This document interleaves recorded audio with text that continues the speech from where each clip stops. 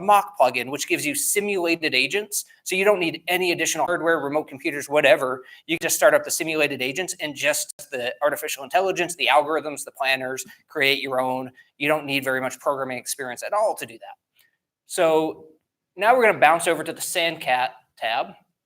Now, Sandcat has two names. You can see, very confusing. Those that know Leet speak will kind of be able to learn this a little bit quicker.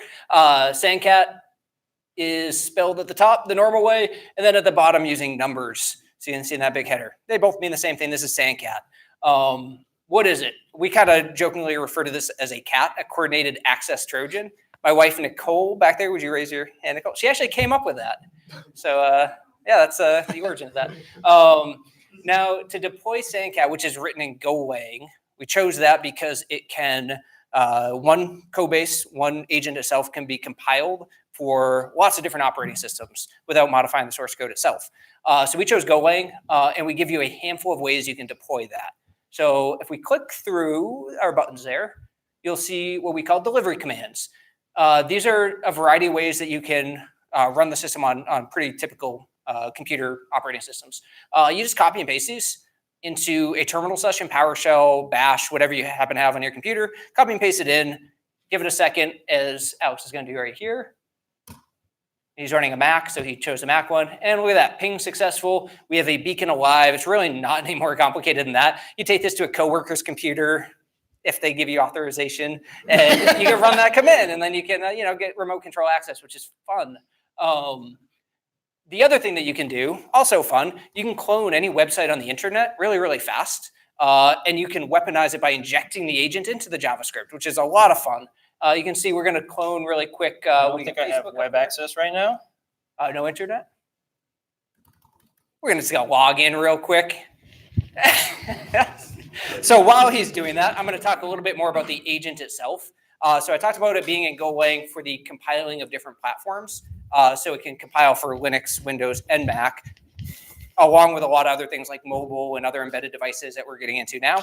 But we can also change the file hash every single time that agent is downloaded. Every time you run that delivery command, we actually change the file hash by dynamically compiling the agent after modifying its source code just a little bit every time.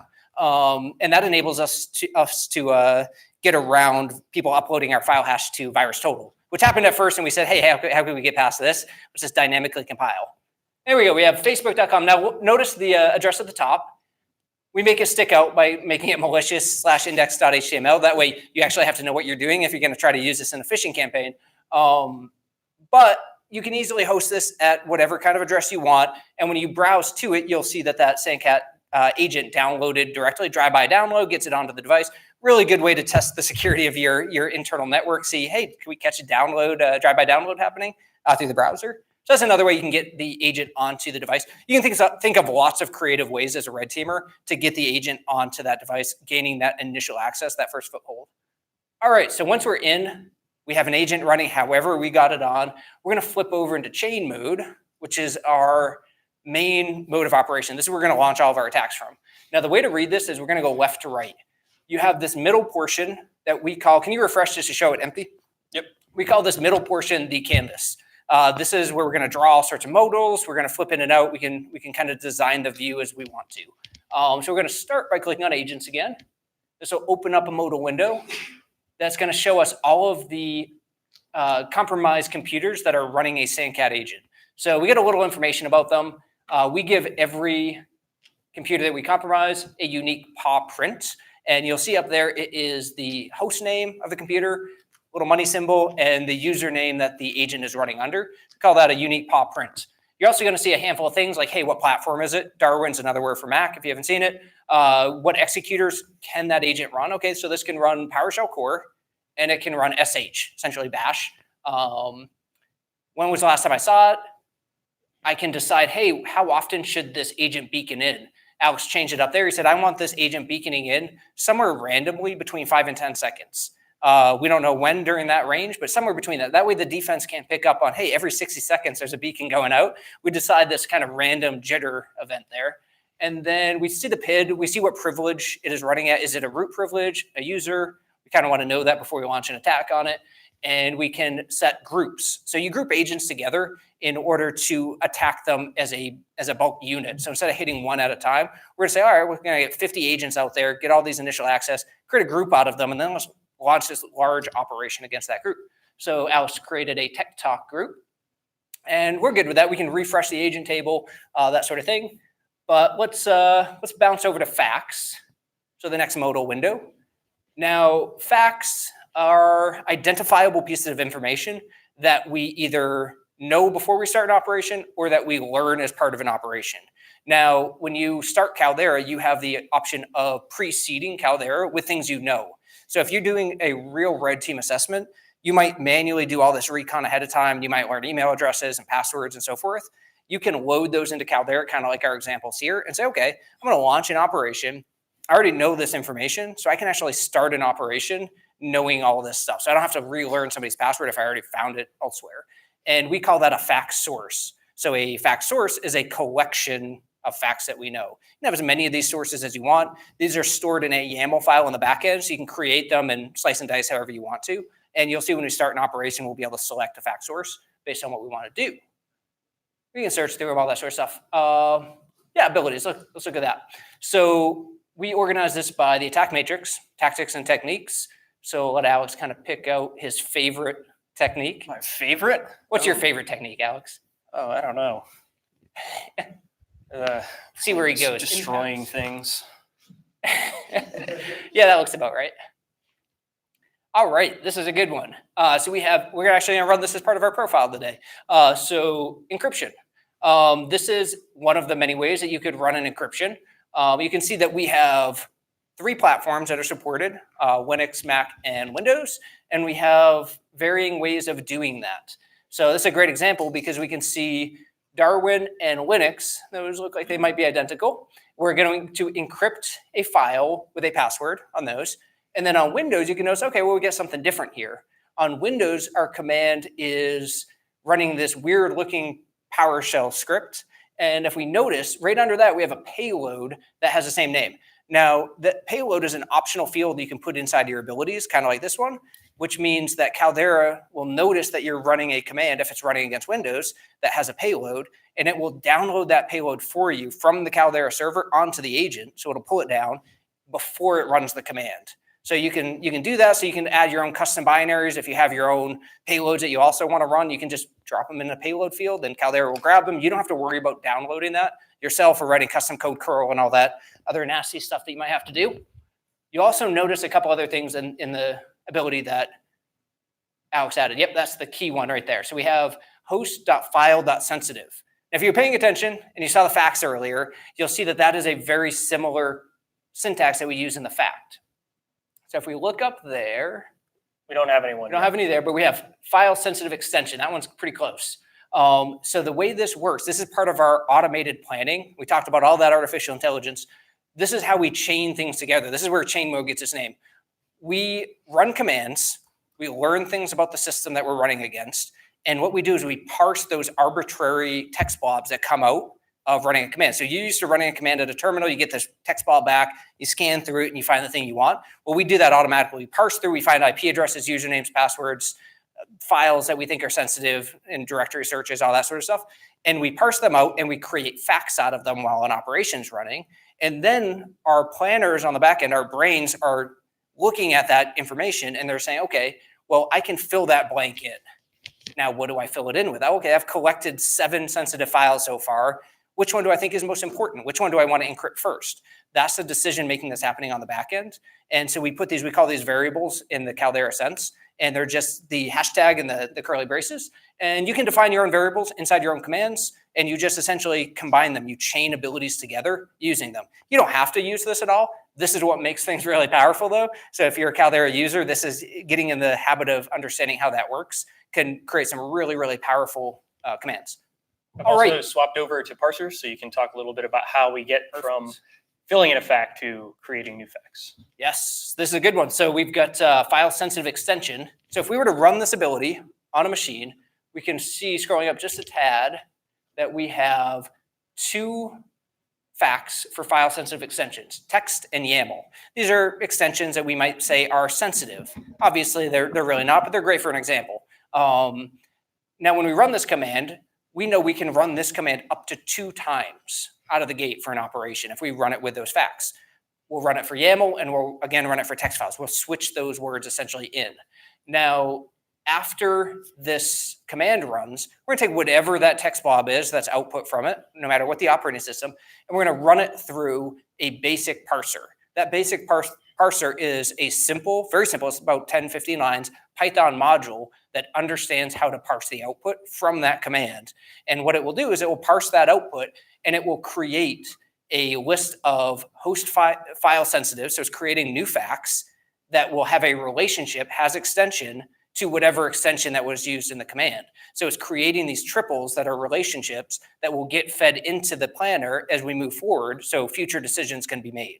So that's how these parsers work on the back end. You'll see them sprinkled throughout our open source code. Again, these are optional if you want to run them and you want to learn them. Otherwise, you can just run without them and set up an operation. All right, let's move on to adversaries. All right, let's look at APT33. So again, this is brand new. We haven't showed this to very many people at all. This is not open source, but this should give you a really good idea as to how you can build really advanced profiles on your own based on whatever you're actually interested in emulating. So as we talked about in the presentation, an adversary has phases. So what we can see here is phase 1.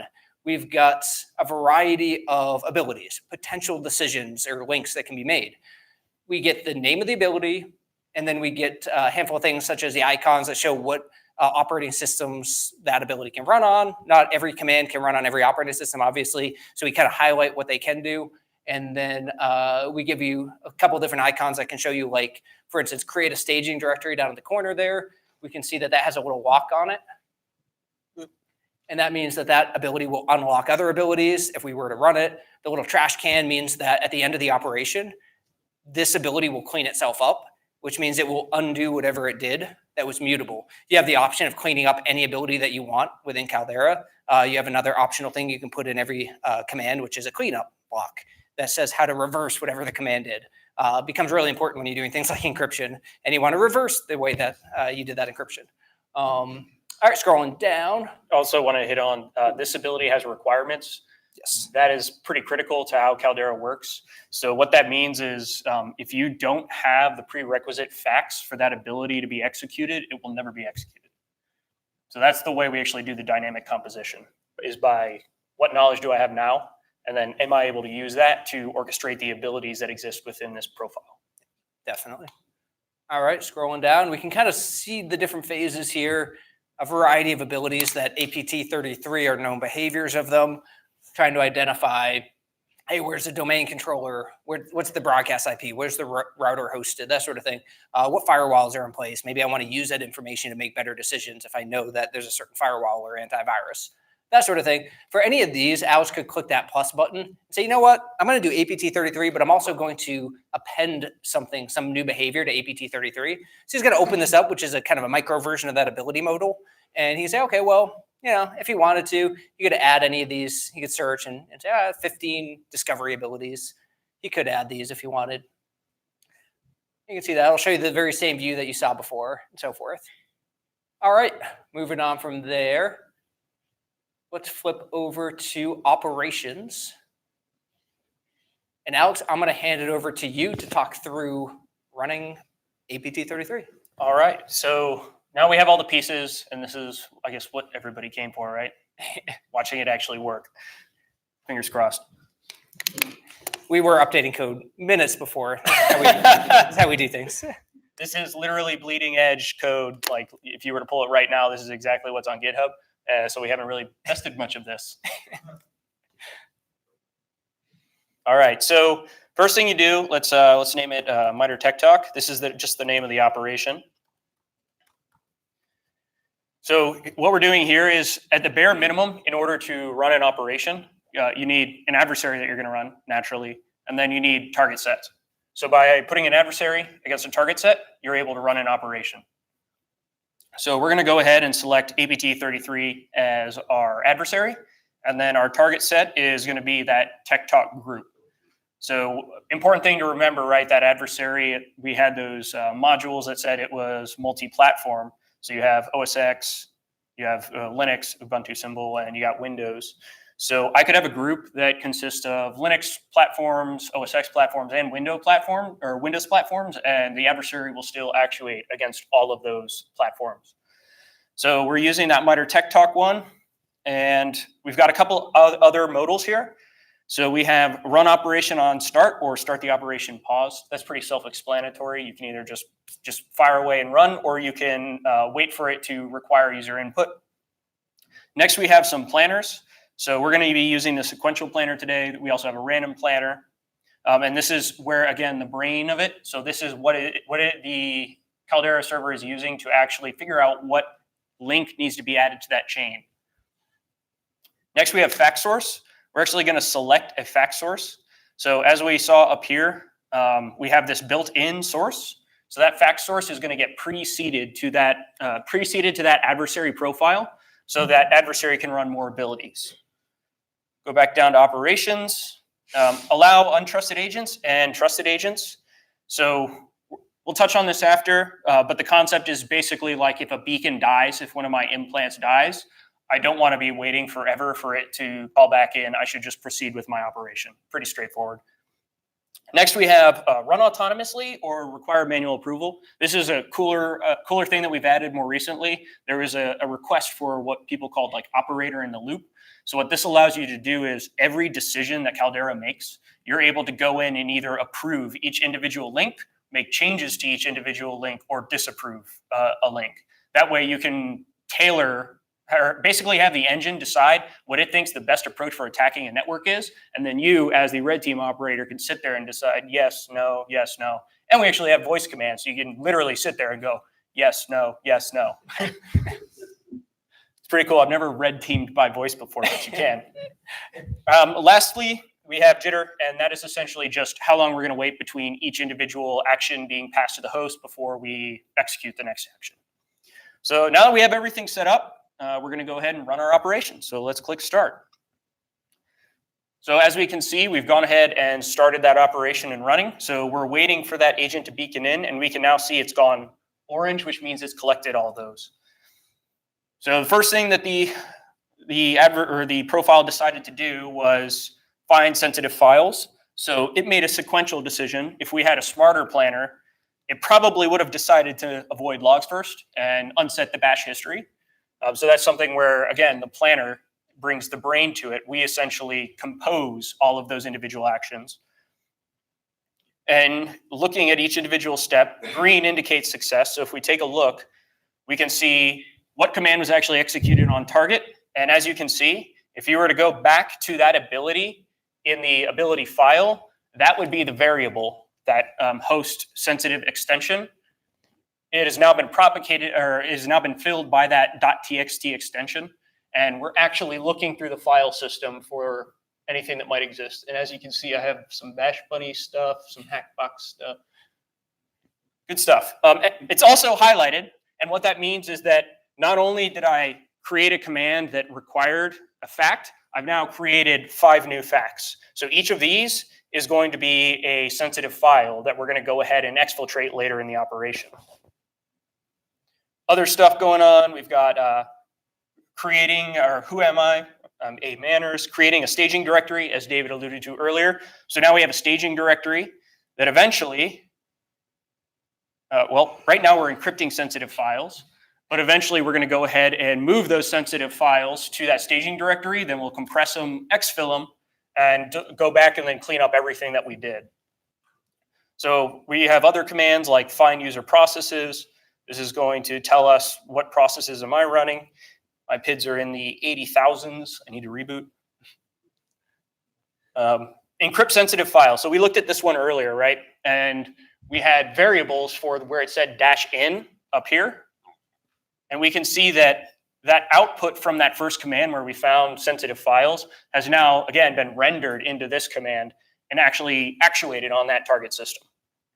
So if we were to go look at this right now, my all instructions.txt will be encoded.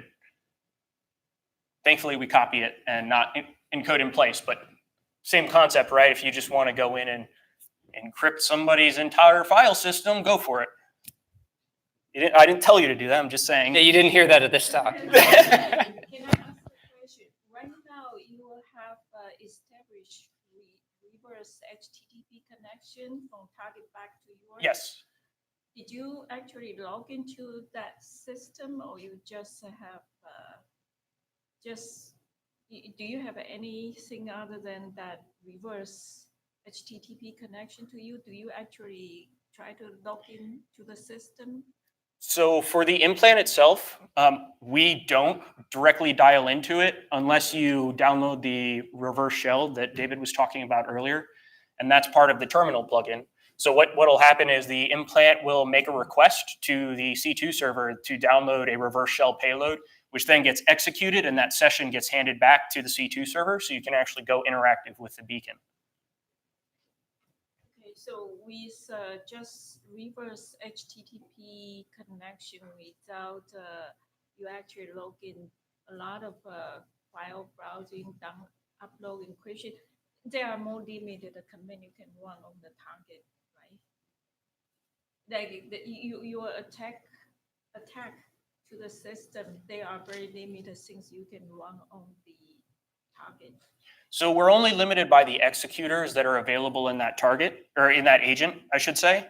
So when right here, we look at this, these executors are actually decided by the agent when it actually hits that target system and turns on.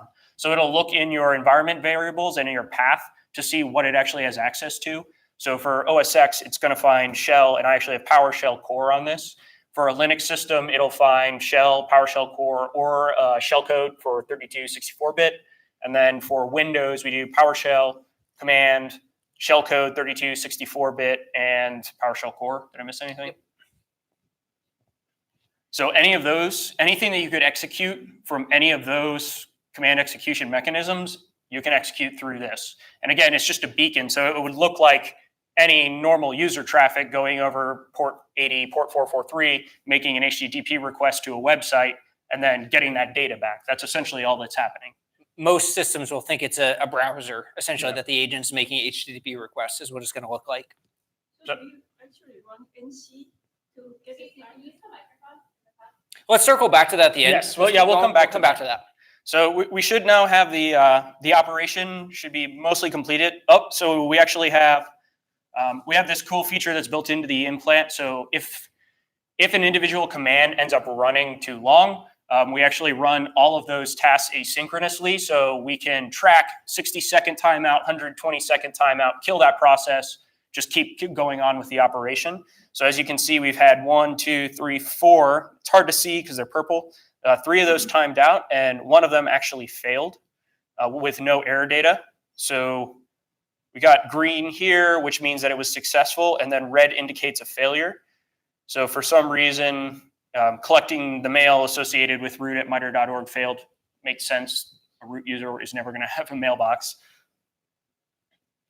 And if we keep scrolling down, we can see that we're now going through the process of actually staging out all those sensitive files. So all of those files that we previously found way at the beginning of the operation are now getting copied into that staging directory.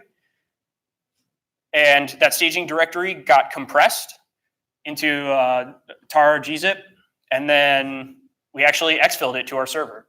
So I ran this localhost, but concept remains the same, right? If I had this beacon out on insert target set here or whatever network, I would have just collected that zip file that had all those sensitive files in it. And then we go back and actually go through and clean up the staging and remove that staging directory. So that right there in a nutshell is what an operation looks like. And then again, this is APT, our version of APT 33. Some of the abilities didn't run bypass execution policy. That's Windows only. We don't need to do that in OS X. We also have like finding domain controllers. That's primarily, Windows systems are primarily in domains. Snagging admin shares, discovering AV running on that platform. All of those didn't run. Can you flip over to reports? Yep, and last but not least, we have reports. You can actually see why it didn't. So last but not least, we can go ahead and see the report for that operation running. So up at the top, we have the name, the adversary we ran. name of the group that we ran it against, how many hosts, and we see that we were 80% successful. The planner collected 22 facts and used them to make decisions. And then we can actually go through by MITRE attack matrix breakdown, tactic and technique ID, and see how many of each ran, how many were successful, how many failed. So this is a really easy way, again, for your blue team. This data can all be downloaded in JSON format, and you can ingest it and compare it against what would exist in the Splunk or any insert scene here. So we're looking at all of these. We can see we've had 12 successful data staged. So 12 successful individual copies of data files into that staging directory. And then we can see what abilities were actually skipped for that target and why they were skipped. So you can see bypass execution policy, all the ones that I was talking about earlier were on the wrong platform, so those abilities aren't supported. And then we also have one that says fact dependency was not fulfilled. So we didn't have the necessary information within either our built-in facts or discovered via the actual operation running to discover a mail server out on the network. And then lastly, we can see a summary of all the facts that were accrued over the course of this operation. And these are now all saved up here. We don't show them there, actually. Oh, we don't anymore? We used to. Yeah, we used to show them up in that. Well, now you only see it in the JSON download. Maybe we'll add them back in. But yeah, so that's all the facts that were actually created as a result of that operation running. Kind of a simple use case here, because obviously we didn't target a bunch of remote systems. But again, remote system, same concept. We do have other adversaries that can demonstrate how to do like lateral movement. So we have a worm that will basically find SSH configs, find admin shares, collect details, run PowerCats, and then basically just try to move in any possible way that it can to as many hosts as it can. So you could combine this with APT33, and then you have like a laterally moving APT33 that's going to hunt around your network, encode everything, and then exfiltrate all of it to a C2 server. Nothing could go wrong. Sounds safe to me. So let's transition now into questions. I want to answer the one question first, which while I'm answering this, can you actually enable the terminal plugin and just load it up? Yes. It wasn't working for me earlier, but under the gun here. So the question before was around communication and how Caldera communicates with the agents, just how that all works. With our open source code that if you were to pull it down right now, the agent communicates to the server over HTTP or HTTPS, and you can pick the ports and hosts and all that how you want to. And that will be the default way. So it's a direct communication. It's going to look from the defensive side like a web browser is sending off requests. So it's flies under the radar most of the time. Tends to only get caught in that situation if you send it a very malicious thing to do. If you're running encryption across a network, eventually, hopefully, somebody's going to notice that's happening. And they say, well, trace that process tree. Okay, well, this is the one that's causing the issue. Now, we also have the terminal. You can see that Alice just loaded this, restarted Caldera, and now he gets a shell. It doesn't hang anymore like it did at the web app. Now, from this point, he can look at his host. He can start reverse shells and so forth. When he does this, if you were to start a reverse shell out of here, what it's going to do is it's going to say, send an ability or a decision to the agent that's already running over that HTTP channel. And he's going to say, hey, run this reverse shell now, just like any other ability. And that agent's going to get that. And it's going to fire off a reverse raw TCP socket connection to Caldera, which is by default listening on port 5678. Now Caldera has two different types of communication set up. One that's over HTTP that it can send these commands automatically. And then this other one that is going over this raw TCP port that will open up what we call the zero shell, which is essentially our very easy version of Meterpreter that will allow you to hop into the machine. So now we have these two different communication protocols set up. And with that said, we design the agent in a way that allows you to create any other communication protocol that you can think of, as creative as you can be, internally on the team. For instance, we've replaced that direct HTTP communication with a variety of other things. We've done things like Alex created a version of it that posts GitHub gists, and the server. That was Brian. Brian did that? Okay, nice. These guys worked on a co-project together, and the agent and server would never talk directly to each other. They would just talk through GitHub gists. And as long as they had an internet connection, they could talk that way. No communication would ever happen. I created one that used email drafts. If you had an SMTP server like Google, Gmail, or Outlook 365, what it would do is the agent would just log in, the server would log in, and they wouldn't even send emails. They would just save drafts with a subject line after the agent popper in. So as creative as you can be, you can actually switch these in and out of the agents. Yeah, they're catching me. I'm doing HTTPS. So let's switch that over to email drafts or whatever you can think of. So it's all implemented behind this interface. So this interface is in our actual Go Contact package. So all you have to do is implement those 4 functions in whatever C2 channel you want, and you're off to the races. SMB, go for it. All RPC calls, go for it. Yep. Yes. So when you just have a reverse HTTP or reverse TCP connection, usually you don't log back into the systems, then you cannot do privilege escalation. Without a privilege escalation to administrator, there are very limited things you can do. A lot of file you cannot see, especially system level, MN level of like a system in need and some of the crucial stuff. And that's make a lot of difference in terms of how much you can penetrate. Yeah, so with the reverse shell, it's going to start with whatever the privilege of the agent is. So if you have a SandCat agent beaconing back and then you open the terminal up and you start a reverse shell, you're going to have the privileges of that user. So you're going to be able to essentially see whatever that user can see. And in the reverse shell, we have a couple of commands built into it, into the shell itself, that will allow you to upload and download. You have 3 options. You can upload files from the reverse shell back to Caldera. You can download payloads from Caldera into the reverse shell, or you can background the shell and open up many of them if you want. Now, the download is where you could say, okay, well, I have a privilege escalation payload in Caldera somewhere. Open the reverse shell up, download privesc.sh, and that will download down to the agent or the reverse shell. And from there, I can go ahead and run that. So you have a lot of abilities. It's going to open up. Everything we're looking at here is a custom-built payload. So this is going to be stuff that we designed all in-house. So it's going to be very unusual for somebody to have come across what we're doing. So yeah, you can run pretty much any command as if you were behind that shell yourself is the type of connection you're going to have. Additionally, on the privilege escalation front, the vast majority, so I pulled one up here, the vast majority are going to be finding weaknesses that exist within the network and then leveraging those weaknesses. So from an automation standpoint, that's a very hard problem to solve. We've created an example for Linux and Darwin platforms that shows you how to basically find something that you can actually execute so that you can place your own SandCat binary in place and then wait for a user with higher level permissions to actually execute that binary. So you collect an agent at root, for example. This is really cool to see in practice, by the way. Yeah.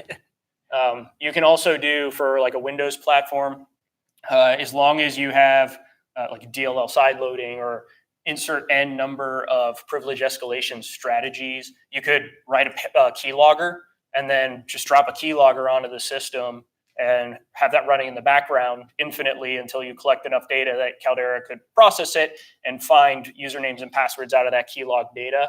And then you could use that to do some kind of authentication to attempt to privilege escalate that route.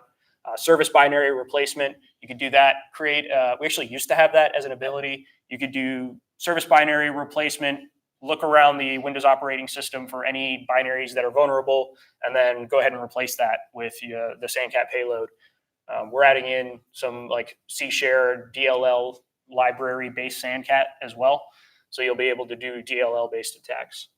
Yeah, the bottom line with this kind of thing is as you're using Caldera, it can be used across the spectrum between red and blue. You need to figure out what level of manual versus what level of automation you want to do and kind of pick that balance. We allow you to kind of go from fully automated to fully manual. It just, yeah, it really depends. And you can kind of mix and match a little bit, which is what we tend to do on engagements.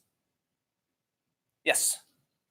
How would you compare this to Red Canary's Atomic Red? Yeah, so we actually, we talk with Red Canary quite a bit, actually, especially during some of our early development of this kind of format. They have a somewhat similar way of describing what TTPs are. And so we've had a lot of communication with them. And we're going to be doing more integration moving forward with Red Canary specifically because we really like what they're doing over there. There's actually some open source plugins that will take all the Red Canary abilities and dump them into Caldera so you can run them. So the biggest thing is kind of differentiating from Red Canary is we're giving an engine to run all the abilities, where they're really practicing the art of creating TTPs and standardizing how that looks.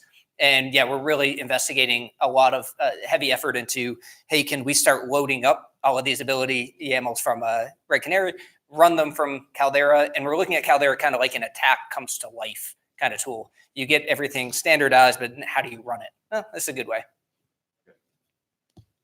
We have a question from online. So the person asked, is there any way to clear logs of the commands run? Just removing the staging folder is not enough to avoid detection. Yes, absolutely. Write an ability that's going to go ahead and clear the PowerShell history if you're running everything from PowerShell. Again, as we saw, I was running on OS X, for example. Go back to that adversary we were looking at. So notionally, right, this should have happened first, but avoid logs.